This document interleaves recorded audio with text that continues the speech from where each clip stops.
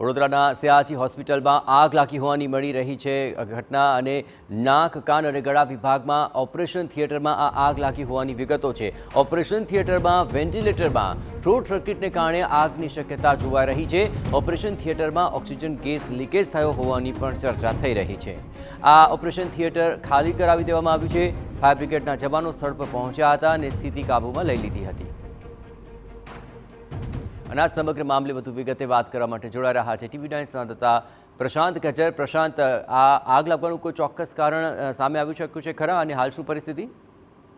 બિલકુલ તો વડોદરા શહેરની મધ્ય ગુજરાતની જે સૌથી મોટી SSG હોસ્પિટલ છે તેના ENT વોર્ડમાં આજે વહેલી સવારે આગ લાગી હતી। આગ લાગવાની પાછળનું પ્રાથમિક કારણ એવું છે કે જે SSGના ENT વોર્ડમાં AC હતું તેની અંદર બ્લાસ્ટ થયો હતો અને તે કારણોસર આગ લાગી હોવાનું પ્રાથમિક અનુમાન કરવામાં આવી રહ્યું છે। ત્યારે ઘટનાની જાણ થતાં જ ફાયર બ્રિગેડના ફાયર લાશ્કરો ઘટના સ્થળે પહોંચી ગયા હતા અને ભારે જહેમત બાદ આગ ઉપર કાબુ મેળવ્યું હતું।